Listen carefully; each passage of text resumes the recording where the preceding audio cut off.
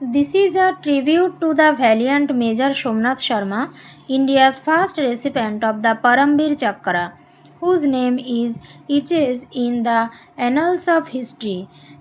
এটি একজন সাহসী মেজর সোমনাথ শর্মার প্রতি শ্রদ্ধাঞ্জলি, যিনি ভারতের প্রথম পরমবীর চক্র পুরস্কার পেয়েছিলেন এবং যার নাম ইতিহাসের পাতায় খোদাই করা রয়েছে।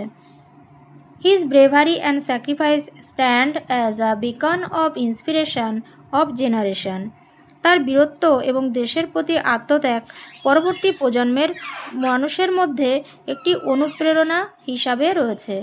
At every intersection of patriotism, whether through the National War Memorial, soul-stirring patriotic songs, books and stories recounting acts of valor, or the celebration of Azadi Ka Amrit Mahotsav, his memory is honored. দেশপ্রেমের প্রতিটি সংযোগস্থলে তা জাতীয় যুদ্ধ স্মারকের মাধ্যমেই হোক আর তার স্মৃতি স্মরণ করে লেখা আত্মাকে আলোড়িত করা দেশাত্মবোধক গান, বই, গল্পের মাধ্যমেই হোক, তার স্মৃতিকে সম্মান জানানো হয়। মেজর সোমনাথ শর্মা's legacy of courage and devotion to the nation remains forever alive. Major Somnath শর্মার বীরত্ব, সাহস এবং জাতির প্রতি ভক্তির উত্তরাধিকার চিরকালই বেঁচে থাকবে।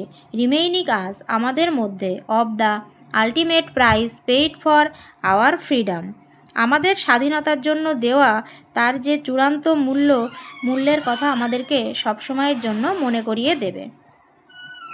The serene Kashmir Valley in the shadows of the majestic Himalayas witnessed a tale of extraordinary heroism and sacrifice to protect the integrity of Indian's border. ভারতীয় সীমান্তের অখণ্ডতা রক্ষায় ছিল তার আত্মত্যাগ। The day began with the silence of cold November dawn, but ended with echoes of courage that served as an inspiration for generation to come. দিনটি শুরু হয়েছিল এক ঠান্ডা নভেম্বরের ভোরের নীরবতা দিয়ে, কিন্তু শেষ হয়েছিল প্রজন্মের পর প্রজন্মকে অনুপ্রেরিত করা সাহসের প্রতিধ্বনি দিয়ে। This is the story of Major Somnath Sharma and the brave men that he led on a mission to protect the Srinagar airport from falling into the hands of guerrilla force trained and backed by Pakistan. এটি major Somnath Sharma এবং তার নেতৃত্বে থাকা সেই সাহসী পুরুষদের গল্প, যারা শ্রীনগর বিমানবন্দরকে পাকিস্তান সমর্থিত একটি গরিলা বাহিনীর হাতে পড়া থেকে রক্ষা করার জন্য একটা মিশনে গিয়েছিল।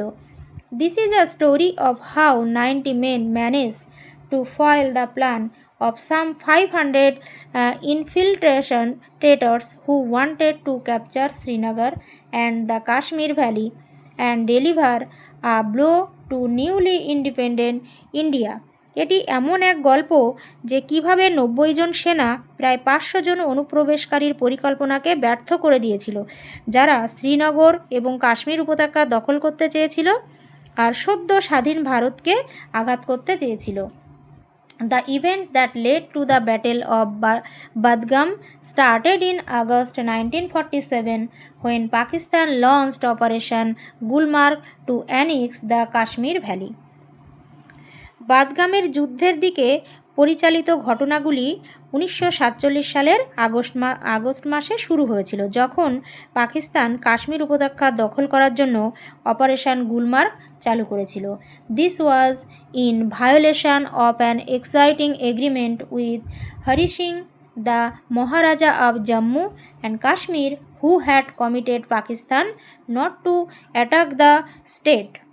এটি জম্মু কাশ্মীরের মহারাজা হরি সিংয়ের সাথে বিদ্যমান একটি চুক্তি ছিল যেটা লঙ্ঘিত হয়েছিল, যিনি পাকিস্তানকে তার রাজ্যে আক্রমণ না করার প্রতিশ্রুতি দিয়েছিলেন।